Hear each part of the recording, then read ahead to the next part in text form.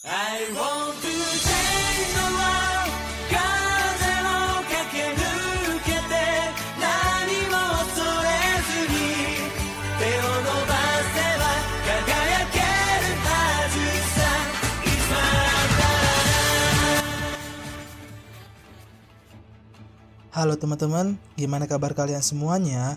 Semoga baik-baik saja ya.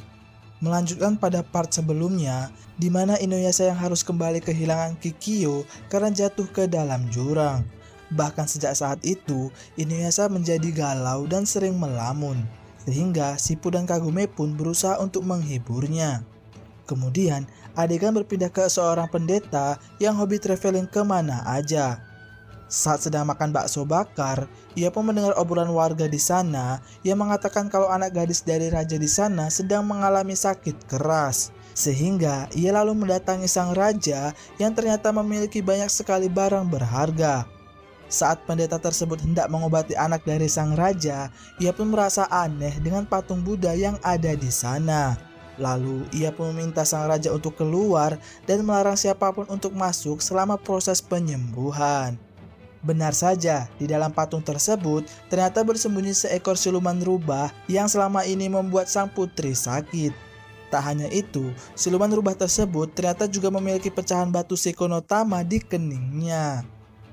Singkat cerita, pendeta tersebut pun berhasil menyembuhkan sang putri, namun ia malah main pergi gitu aja sambil membawa seluruh harta berharga milik sang raja. Kemudian saat ia sedang mandi di sungai, tanpa sengaja ia bertemu dengan rombongan Kagome dan sempat melihat batu Seiko no Tama yang dipakai oleh Kagome. Sementara itu, Shippo yang memang masih polos malah mau ikutan mabar mandi bareng dengan Kagome. Bahkan dengan polosnya, ia pun juga mengajak Inuyasha untuk ikutan. Hadeh bocil otak mesum nih.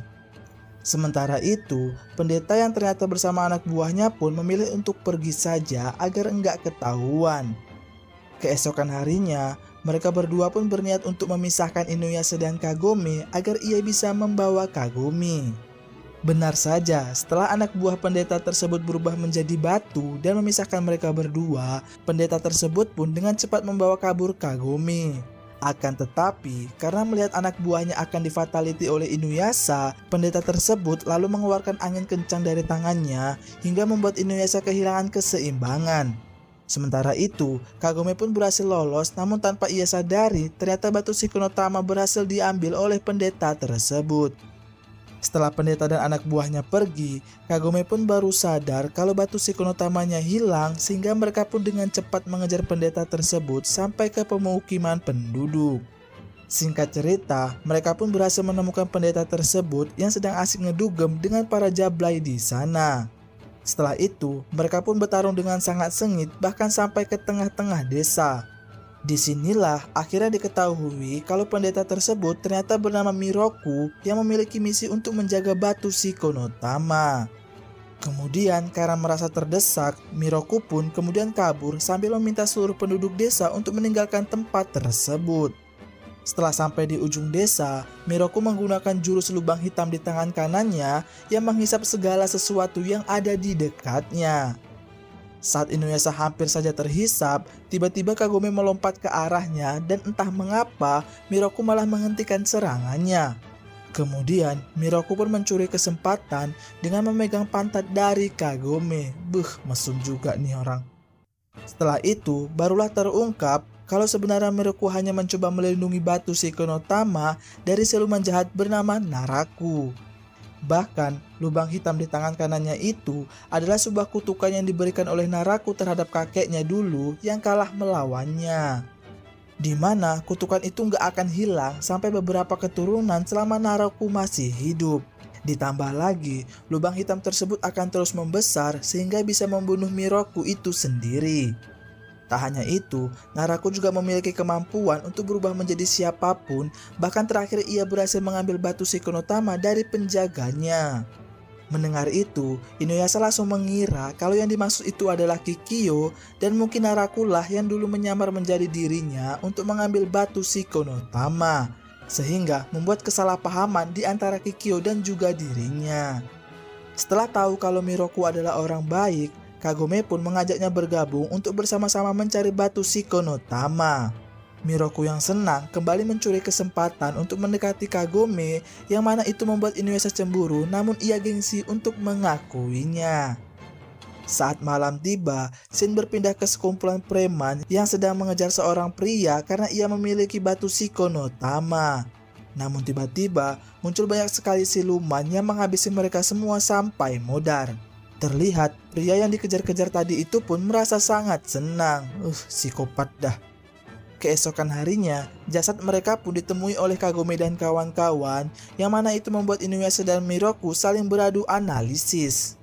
Akan tetapi, hal itu ternyata membuat Inuyasha kesal karena ia belum sepenuhnya menerima Miroku di dalam rombongan mereka.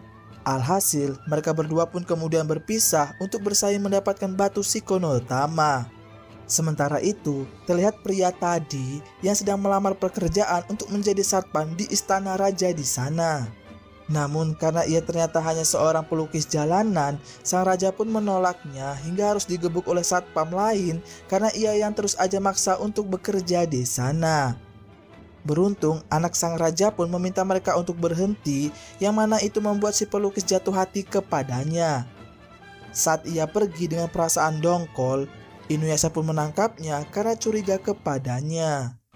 Lalu karena panik, ia pun kemudian kabur, namun sebelum itu ia mengeluarkan lukisan siluman yang entah mengapa lukisan tersebut menjadi nyata dan menyerang Inuyasha. Beruntung, ia pun dengan mudah mengalahkan siluman tersebut meski harus pingsan karena bau dari tinta darah yang keluar dari siluman tersebut. Ternyata, pelukis tersebut memanfaatkan batu Shiko no Tama yang ia punya untuk membuat lukisannya menjadi nyata sebagai senjatanya. Saat malam tiba, Miroku mencoba mendatangi istana raja agar bisa bermalam gratis. Akan tetapi, satpam di sana pun menolak dan mengusirnya, namun tak selang berapa lama sekumpulan siluman datang lalu menyerang istana tersebut. Mendengar teriakan anak sang raja, jiwa mesum Miroku pun bangkit untuk caper, namun entah mengapa tiba-tiba semua siluman tersebut ngilang gitu aja. Alhasil setelah itu, ia pun mendapat sambutan baik dari sang raja sebagai tanda terima kasih. Namun memang dasarnya si Miroku ini otaknya mesum, ia pun malah meminta anak sang raja untuk tidur bersamanya agar ia bisa melindunginya. Aduh modus memang.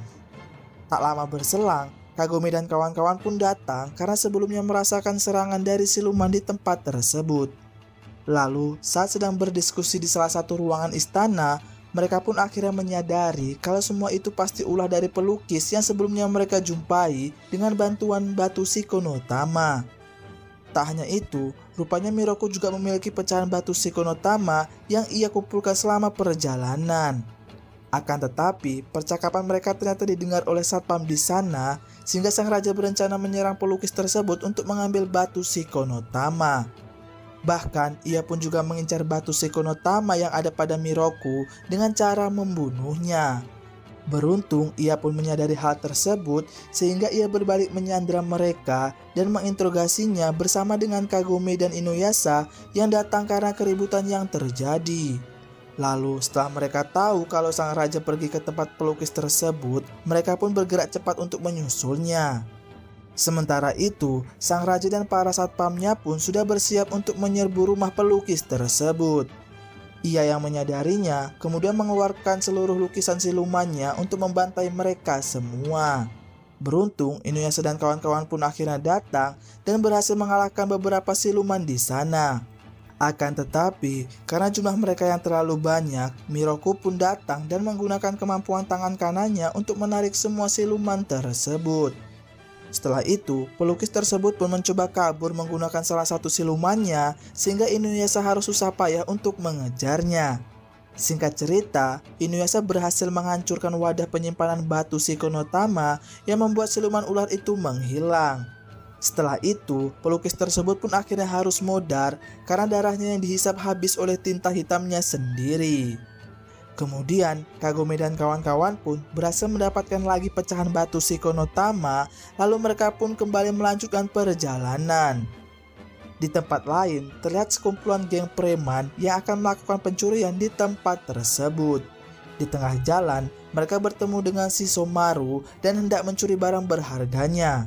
Namun mereka semua dibuat KO hanya dengan satu serangan saja. Setelah itu, Sesshomaru pun membuang tangan kirinya karena nggak bisa lagi untuk digunakan.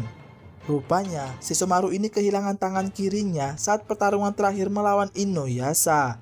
Sehingga ia akan mengambil tangan kiri dari setiap siluman yang ia bunuh. Akan tetapi, kebanyakan dari tangan tersebut nggak cocok sehingga ia nggak bisa bertahan lama. Tak lama berselang, muncul seseorang yang misterius yang ternyata ia adalah Naraku.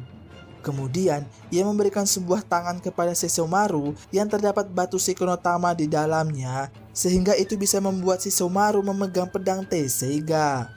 Sebagai bayarannya, ia meminta Sesshomaru untuk membunuh Inuyasha.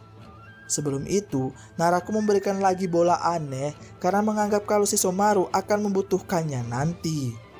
Adegan berpindah ke Kagome dan kawan-kawan yang sedang beristirahat di salah satu rumah warga di sana. Tak selang berapa lama, mereka merasakan kalau ada musuh yang mendekat dan membawa batu Shikonotama. Dengan cepat, mereka pun menghampirinya yang ternyata itu adalah Sesshomaru bersamaan dengan genderuwonya.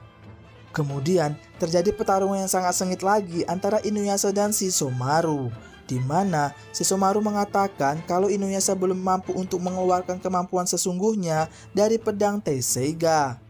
Hingga akhirnya, pedang Tesseiga pun terlepas dari Inuyasha dan berkat tangan pemberian Naraku, Sesshomaru pun akhirnya bisa memegang pedang tersebut.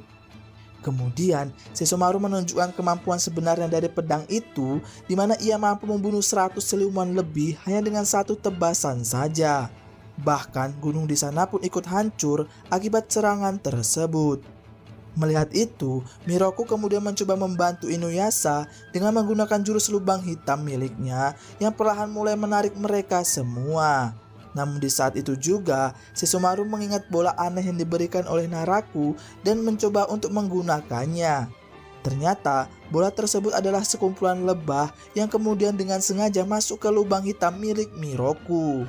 Akibatnya, Miroku tiba-tiba aja merasa sakit di tangannya yang ternyata lebah tersebut memberikan racun kepadanya. Kagome yang panik kemudian pergi untuk mencari obat-obatan, sedangkan Inuyasha dan Shippo gantian untuk melindungi Miroku. Sadar kalau kemampuan mereka kurang kuat, Inuyasha pun memilih untuk mundur sambil membawa Miroku. Akan tetapi, Sesshomaru gak melepaskan mereka gitu aja, bahkan sempat menyerang mereka dengan pedang Tesseiga. Beruntung, Inuyasha berhasil selamat dan kembali mencoba melawan Sesshomaru menggunakan wadah pedang Tesseiga. Sayang, wadah tersebut ternyata nggak cukup kuat sehingga ia hampir saja di-fatality oleh Sesshomaru.